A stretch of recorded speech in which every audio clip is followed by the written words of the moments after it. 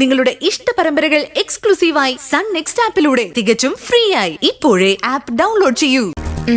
Okay okay, അപ്പൊ പറഞ്ഞ കാര്യമൊന്നും മറക്കല്ലേ. ശരി. നീ എന്താ ശ്രേയ ഫൈൻ ആർട്സ് കോളേജിൽ അഡ്മിഷൻ എടുക്കാൻ പോവാണോ? എന്താ, എനിക്ക് ഫൈൻ ആർട്സ് കോളേജിൽ അഡ്മിഷൻ എടുക്കാൻ പറ്റില്ലേ? ഹേയ്, ഒന്നുമില്ല, നീ എടുത്തോ.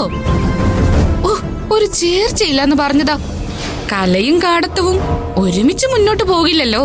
കലയും കാലത്തും ഒരുമിച്ച് വരില്ലെന്ന് ആരാ നിന്നോട് പറഞ്ഞത്?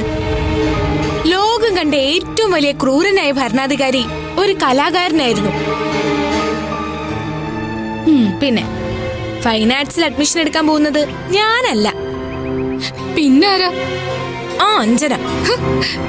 നീ അഞ്ജനയ്ക്ക് വേണ്ടി വിളിച്ചു ചോദിച്ചോ? അത് നന്നായി.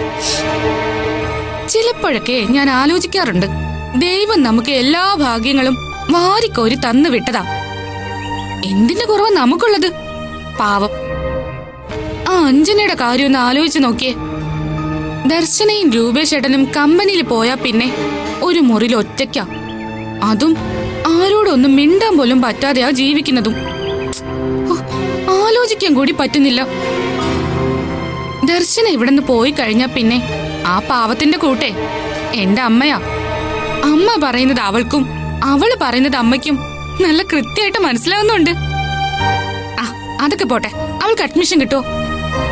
ഞാൻ ഫൈൻ ആർട്സിൽ അഡ്മിഷനെ കുറിച്ച് തിരക്കിയത് അവൾക്കത് വാങ്ങിക്കൊടുക്കാനാണെന്ന് ആരാ നിന്നോട് പറഞ്ഞത്? പിന്നെ നീ ഫോണിൽ വിളിച്ച് അന്വേഷിച്ചതോ? അതോ, അത് ആ ഫൈൻ ആർട്സ് കോളേജിൽ അവൾക്ക് അഡ്മിഷൻ കിട്ടാൻ വല്ല സാധ്യതയുണ്ടെങ്കിൽ അത് തടയാനാ. എടി, അങ്ങനെ ചെയ്താലേ ഇടുത്തി വീഴും നിന്റെ തലയില്.